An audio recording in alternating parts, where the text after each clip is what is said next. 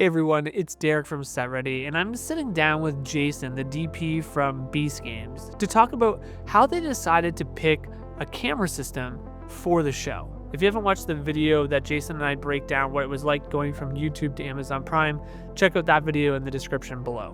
One of the things that stood out to me the most about Beast Games was the fact that they decided to use multiple cameras. 1,000 GoPros and over 40 ARRIs on set is kind of unfathomable.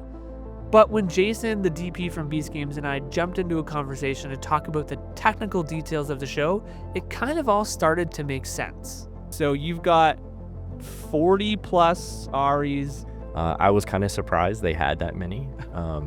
Yeah. So the bigger thing is why ARRI, right? Why the LF? That's a big question on social media is why did they go with the LF? Why ARRI? So the breakdown of the cameras, I'll try to remember this as best I can, but there were 43 total ARRIs. 8 of them were mini LFs. 16 of them were regular minis, and the remaining were Amiras.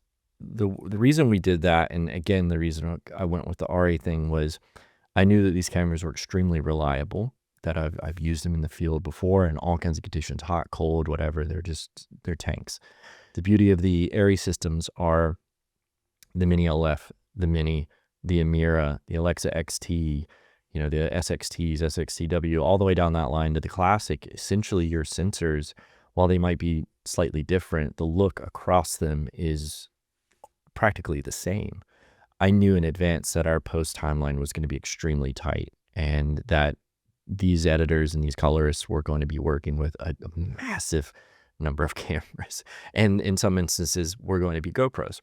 So I wanted to give them the best chance at success that we possibly could and match sensors down the line as much as I possibly could so that they could focus less on matching all of the main shots and focus more on a grade for those, and then focus more on matching the other stuff like a GoPro. Matching a GoPro to an Alexa is probably an extremely difficult process, right? So give them more time to match things like that. So the first choice that Jason had to make was what was going to be their primary camera. It really is about choosing the best tool for the job. And sometimes you need different tools on the same job. We actually looked through a number of different camera systems ahead of the show. And one of the issues is we knew we needed a lot of them. And so acquiring any one camera type in those type of numbers is extremely difficult, even in the rental space. So somebody like PRG was a godsend in that they had some spares lined up ready to go. They had a service department. They were amazing to work with and would have, driven me up one in an instant or air freighted it over, whatever they needed to do to get, something happen. In fact, we had one break and they replaced it right away. Well, speaking of doing something different, you guys had over 1,000 GoPros on set. How did you even manage that? Now, the GoPros we ended up recording internally. So to keep an eye on that, we actually had a 10+ person team dedicated to the GoPros. That's all they did. They unpacked them, they set them up, we firmware updated all of them, flash media and them all down the line, installed them. And then during shoot, we would do walks down the rows and they would check and make sure everything's good. At the beginning of the day, they would use our QR code system to flash them to make sure the settings didn't get changed, make sure their time code is jammed up, and then just go down the line and we would periodically check that. And then if anything went wrong, the contestants were pretty vocal about it and they'd be like, hey, my GoPro's not recording or something. We could have someone go out and just take care of it really quick. The end viewer probably never really cares about what camera it's filmed on, but Right. I agree from a film standpoint. I think the system that you're working with for 40 plus cameras has to be robust enough and has to kind of function with all of the other elements that go to a camera prep. There were so many arguments in the beginning. It was actually like a multi-month long process to get the ARRIs approved for the show. And it was a fun battle, I'll say, back and forth. Once I had kind of like sold myself on that, production was very much pushing for the Sony stuff. And what I heard a lot was, well, this is what we always use. This is what we use to make TV. We always use this. And I heard that in other things as well. This is just what we always do. And that was the turning point for me, that I didn't want to do what we always do.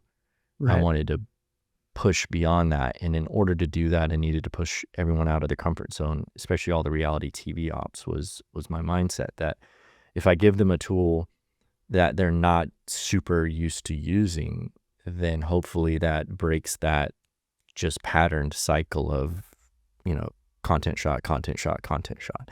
Kind of force you to think about what you're doing a little bit more. You have this new system, you're checking the settings, you're making sure everything's good, because you're not inherently used to it yet. I think when you see a reality show, you go, oh yeah, this is a reality show. I wanted to get away from that look. I didn't want it to look like a film, but I didn't want it to look like a reality show. I also didn't want it to look like a YouTube video. I wanted it to kind of be a conglomerate of all three of those things. And I think the ARRI's really allowed us to kind of subtly lean into that direction. I think when you watch the show, it doesn't feel TV in a way. It doesn't feel video. It takes you a step beyond that. The goal of the content was to make something new and different, to make a show that hadn't been done before on a scale that's never been done before. And I knew I needed to match that on the camera side. Yeah, the show crushes from that perspective. You're right. I mean, I do watch a little bit of other reality TV, but I mean, most of reality TV cuts back to that like staged interview type. That's their like safety cutaway. It's Yes. like, we can always cut back to this interview. You guys had no safety. I mean, the B-roll ended up having to be like if we need a transition between this shot and this shot, let's hope there's something. And we'll J cut some audio, but like there's no like safety. Thanks again to Jason for joining me. If you want to hear the full length conversation, I'll leave that in the link below, and we'll see you in the next video.